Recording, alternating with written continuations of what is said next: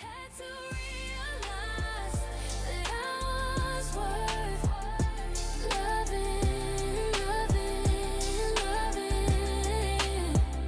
I had to realize that I was worth loving, loving. Hello, and welcome back to another episode of the Worth Loving Podcast. I am so glad that you're here with me today. I am your host, Kiana W. Mitchell. This space is all about emotional honesty, self-awareness, and learning how to build relationships that feel safe, healthy, and grounded in mutual respect and love and honesty. And today's topic is one that so many people struggle with quietly, often carrying a lot of shame, confusion, and self-doubt in this area. We are going to talk today about why people stay with a partner who cheats. Now, before we go any further, I do want to make something very clear. This conversation is not about judgment. It's not about labeling someone as weak, okay? It's not about calling people naive or unaware. It's not about telling anyone what they should or shouldn't do. Instead, this episode is about understanding the emotional, psychological, and the practical reasons that make this situation so hard and so complicated. Because the truth is, infidelity isn't just behavior, it's an emotional earthquake. And when your heart, your history, your identity, or your stability is tied to someone, the decision to stay or leave is rarely simple. So today, we're going to unpack the layers. We're going to talk about the attachment, trauma bonds, fear, hope, love, and the very real life circumstances that influences these decisions. My goal is to help you understand yourself better, or maybe understand someone you care about a lot better without shame and without oversimplifying something that is deeply human. So take a breath, settle in, and let's walk through this together. Before we dive into today's topic, let's take a minute to revisit last week's episode where we talked about why closure isn't always necessary. So in last week's episode, we explored the idea that closure is often something we imagine another person can give us, like a final conversation, an apology, an explanation, or a moment that makes everything make sense. But the reality is that closure is rarely something someone else hands us neatly wrapped. More often, it's something we create within ourselves. We talked about how waiting for closure can keep you emotionally stuck, especially when a person who hurts you isn't capable of giving you the clarity or accountability you deserve. We also talked about how seeking closure from someone who has already shown you that they can't meet your emotional needs can become a cycle of pain and is something that they just can't give you. And this connects directly to today's topic because one of the reasons people stay with a partner who cheats is the desire for emotional closure, the need to understand why it happened, the hope that the partner will take responsibility, or the belief that staying will somehow make betrayal make sense. And sometimes people stay because they're trying to reconcile the version of the partner that they love with the version of the person who hurt them. So there are many reasons why they stay. And sometimes they stay because they're hoping for answers that will soothe the emotional wound. So as you can see, this does tie into people looking for closure some of the time, right? So in order to understand why closure isn't necessary and how to move on without getting that closure, I strongly encourage you to go back after you listen to today's episode. Go back and listen to last week's episode of the podcast where I talked about why closure isn't always necessary. And I do have a link to that episode in the show notes, so you can go back and listen to the full episode of last week's podcast, Why Closure Isn't Always Necessary. I want to take a moment to share something that can support you if you're ready to go deeper in your healing journey. My 12-week trauma-informed coaching program, You Are Worth Loving, is designed specifically for women who are healing from emotional abuse, rebuilding self-trust, and learning how to choose relationships that feel safe, healthy, and aligned. Inside the program, we work together to help you understand your attachment patterns, rebuild your sense of worthiness, learn how to set boundaries without guilt, break free from cycles of emotional unavailability, strengthen your intuition, and create a vision for healthy love. This isn't a surface level program. It's deeply supportive, emotionally safe, where you can heal at your own pace. You'll receive weekly coaching, guided exercises, and tools rooted in research from leading psychiatrists. Their work on attachment, trauma, and self compassion forms the foundation of the program. Some of the psychologists we will be using their research on is Dr. Sue Johnson, Dr. Bessel van der Kelp, and Dr. Kirsten Neff. Their work is amazing, and I've used a lot of it in the podcast. So this is what we use to build our program and to make sure that people who are in the program get the help that they need. If you've been listening to this podcast and thinking, I know what I need to do, but I don't know how to actually do it, then this program is for you. You don't have to navigate healing alone. You don't have to guess your way through dating or relationships. You deserve support, clarity, and a roadmap. So, if you're interested in joining the next class, stay tuned. Enrollment opens soon, and I would love to walk alongside you on this journey. Now, let's get back into today's episode.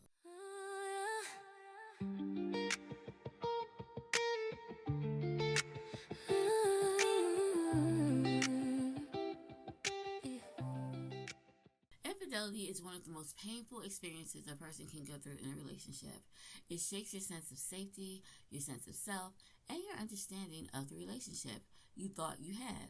And yet, many people stay, not because they're unaware of what happened, not because they don't feel the hurt, but because the emotional landscape of betrayal is far more complex than people often acknowledge or give it credit. There's a lot of judgment around this topic. People begin to say things like, I would never stay, or if that were me, I'd be gone immediately. But the truth is, you never really know what you would do until you're in it, until your heart, your history, your home, or the future that you thought you had is tied with someone who has hurt you. Staying doesn't mean someone lacks strength. It doesn't mean that they don't know their worth. It doesn't mean that they're blind to the betrayal. It means that they're human. And humans make decisions based on emotions, fear, hope, attachment, or circumstances. So today we're going to explore all of these layers. We're going to talk about the psychology behind staying, the emotional ties that make it hard to just walk away, and the practical reasons that people stay that often get overlooked. And we're going to do it with compassion, nuance, and honesty, because that's what this space is for. So let's talk about some of the psychological reasons why people may stay. The first one is attachment, right? Attachment patterns. Attachment plays a huge role in how we respond to betrayal. People with anxious attachment often fear abandonment more than they fear being hurt. The idea of losing a relationship feels like a deeper threat than the infidelity itself. Relationship expert Dr. Sue Johnson puts it beautifully. She says, we are bonding animals. We stay in relationships, even painful ones, when the fear of losing connection feels greater than the pain of staying. So for someone with anxious attachment style, the cheating triggers deep fears. Like, what if I'm not enough? What if no one else will love me? What if this is my only chance at connection? These fears can override logic, making staying feel safer than actually leaving. Another thing that can make people stay is trauma bonds. Trauma bonds form when a relationship cycle becomes, it actually happens when a relationship cycles between emotional highs and lows. So the inconsistency does create a powerful emotional dependency, one that can feel addictive. Psychologist Dr. Patrick Carnes explains that trauma bonds occurs when the victim becomes emotionally attached to someone who is intermittently kind and cruel. After cheating, the partner may become overly affectionate, apologize, or attentive, right? This creates a high that temporarily soothes the pain, reinforcing the bond even more. Cognitive dissonance. Now that is the mental discomfort we feel when two truths collide. And I say this all the time, two things can be true at once, right? So it can be true that you love this person, but it can also be true that this person betrayed me. So to reduce the discomfort, the mind often tries to reinterpret the betrayal. Dr. Leo Festerling, who coined the term, said, and he coined the term cognitive dissonance, okay? So he says, when faced with conflicting beliefs, people will choose their perception to reduce psychological discomfort. So this could look like minimizing the cheating, blaming oneself, believing it was a one-time mistake, focusing on a partner's good qualities. It's not denial, guys. It's the mind trying to protect itself from emotional overload. Hope is also another powerful thing that plays into this, right? Hope is powerful. Many people stay because they believe the partner can change or because they've seen a glimpse of who that partner could be. The early stages of the relationship, the affection, the connection, the excitement, all of this can feel like proof that the relationship is worth fighting for. Another thing that can make people say is the fear of starting over. Starting over can look scary, right? You have to do dating again, getting to know someone again, getting that connection again, rebuilding trust with someone new, facing loneliness, reconstructing your life. All these fears can make staying feel like the easiest path, even when it's painful or it could be unhealthy. Love and emotional investment. So when someone cheats, love doesn't disappear, right? Just because a betrayal happened, it's very rare that people are able to turn off love, right?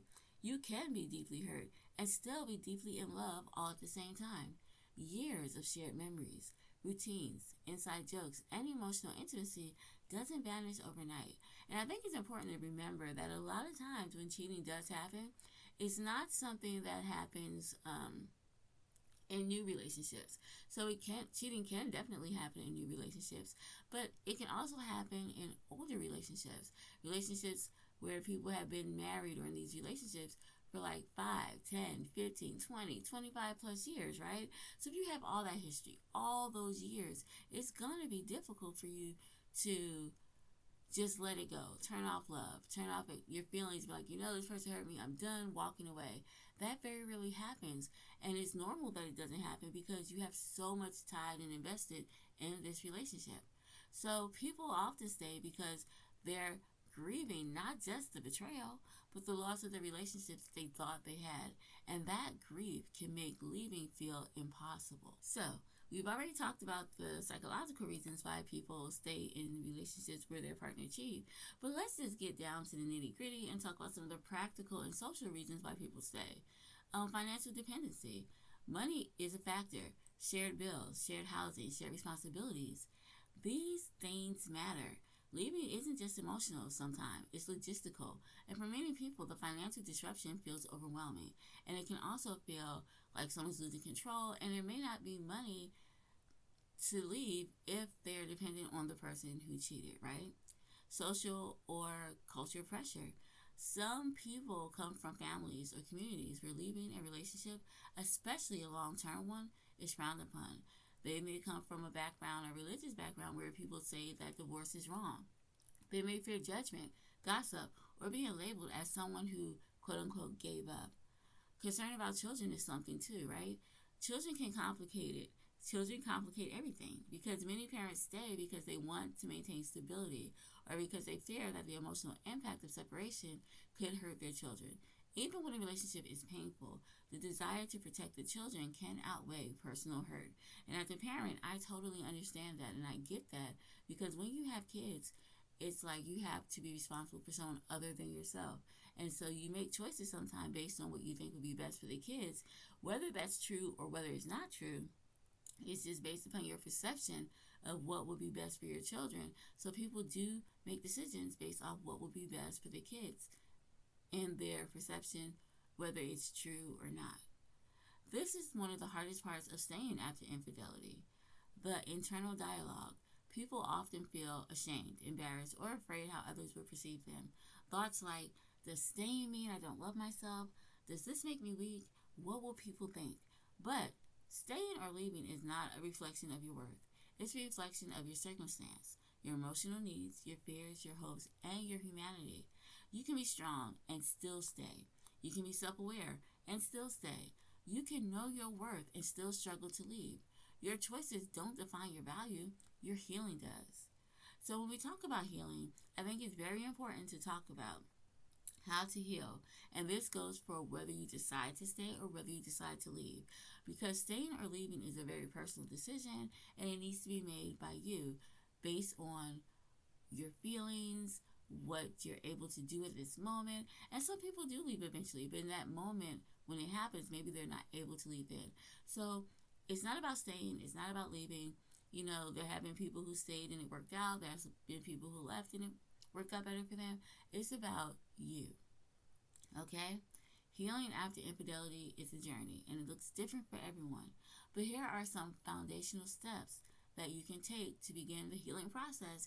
And once again, you can begin to heal whether you decide to stay or whether you decide to leave. This podcast is not about telling you to leave or go or stay or whatever. It's not about that. We're just talking about how, first we're talking about why people stay, the reasons people stay, and how you can begin to heal, whether you decide to stay or leave, okay? So no judgment. The first foundational step is rebuilding self-trust. Infidelity often damages your trust in yourself, your judgment, your intuition, and your ability to choose healthy relationships. So rebuilding that trust is essential. Setting boundaries. Whether you decide to stay or leave, boundaries can help you reclaim emotional safety. This might include transparency, therapy, time apart, clear expectations. And I would also say another thing you can do is seek support, right? A therapist, coach, or support group can help you process that emotional impact without judgment. Reconnecting with your values is something you can also do. So this would just look like asking yourself, what do I need to feel safe? What do I need to feel respected? What do I want my relationship to look like? Healing is not about rushing a decision. It's about reconnecting with yourself. It's about knowing that whatever you decide to do, you're going to be okay, and that you are still strong, you are still resilient, you are still beautiful, you are enough, and that you are loved. So the song that we are going to listen to today is called Mixed Emotions, and it is by our podcast artist and my alter ego, Emery Rose. So I picked this song because when people are in situations like this, we may have mixed emotions about the direction of the relationship. So a lot of times, this is another thing. We mentioned it earlier with cognitive dissonance, how two things can be true at once. So knowing that two things can be true at once can give you those mixed emotions, right? You can have mixed emotions about the direction of the relationship. One minute you may decide to stay, the next minute you may decide to leave.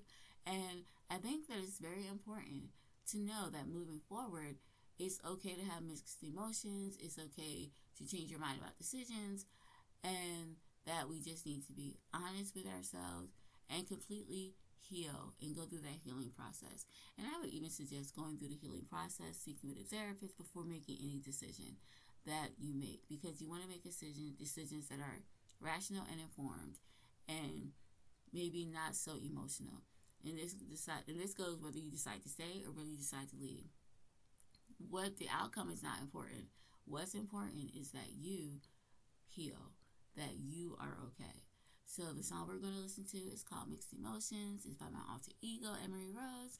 And it talks about how sometimes people have mixed emotions about the direction of their relationship. So here's the song, Mixed Emotions by Emery Rose.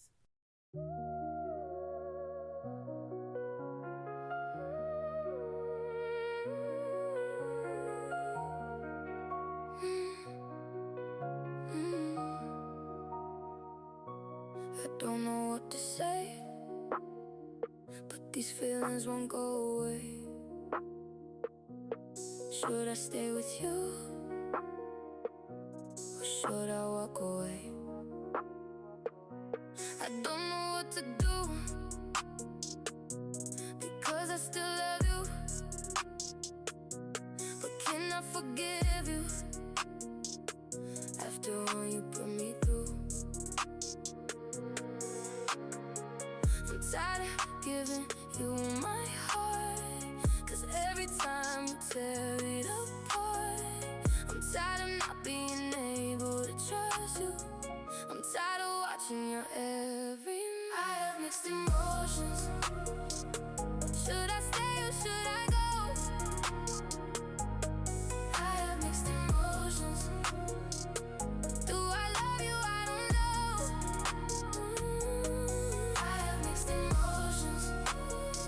Can we still work it out? I have mixed emotions. There's something I need to figure out.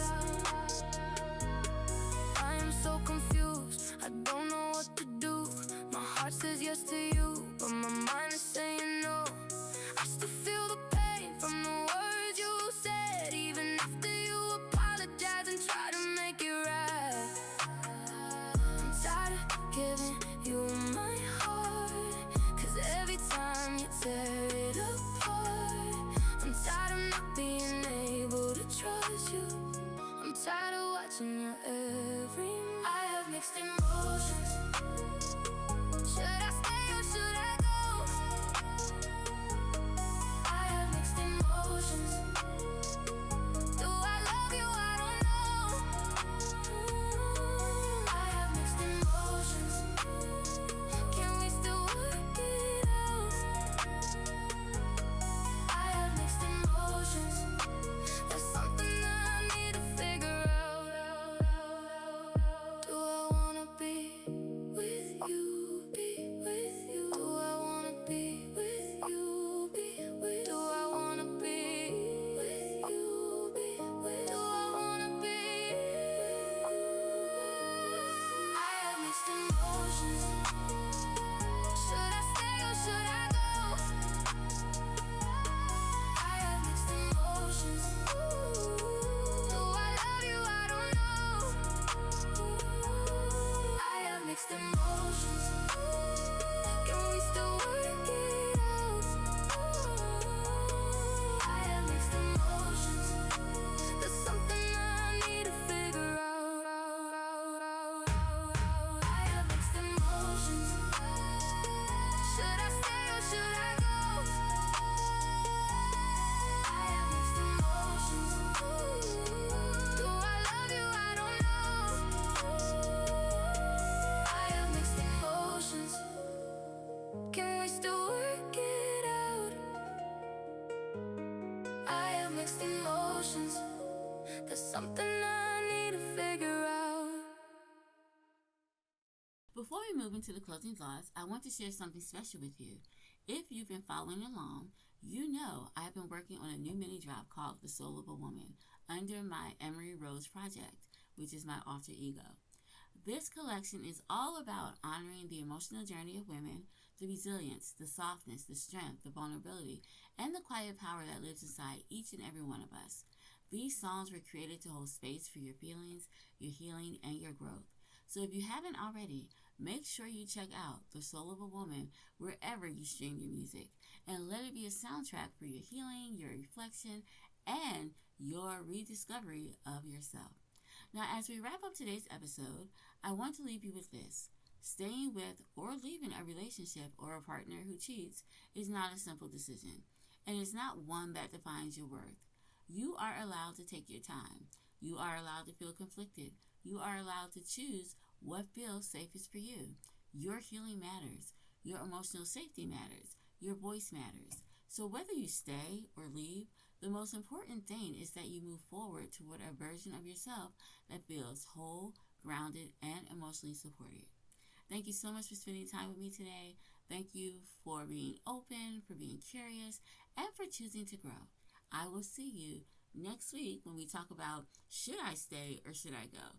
Until then, have an amazing day and an awesome weekend. Bye-bye.